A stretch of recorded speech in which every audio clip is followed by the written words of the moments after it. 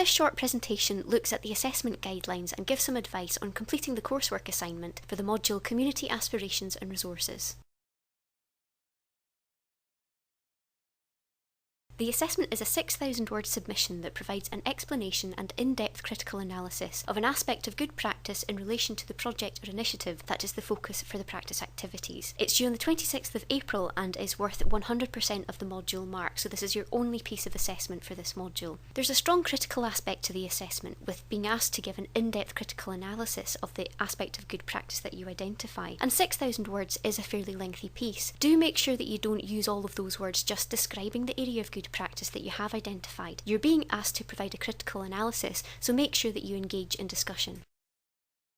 The guidelines also state that part of the assessment should be reflective, so written about your own experiences. Remember though that it's still formal academic writing, and although it is about you and what you've learned and the care that you've delivered, it still has to be backed up with references and evidence. You will use the theory that you've learned on the course so far in making evidence-based decisions as part of this assessment, so make sure that you include it all here.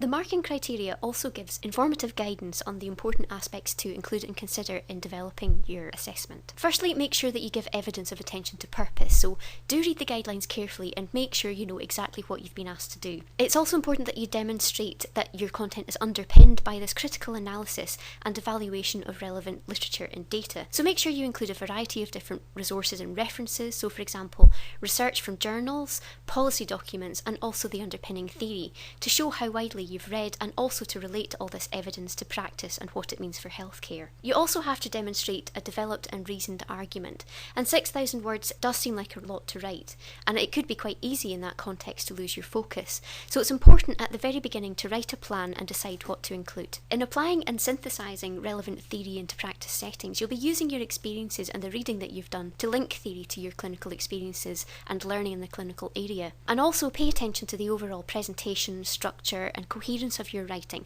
so do leave time to proofread and make sure that your writing makes sense. Pay particular attention to referencing and the overall presentation of your assessment. So some final top tips to bear in mind when preparing for and writing your assessment.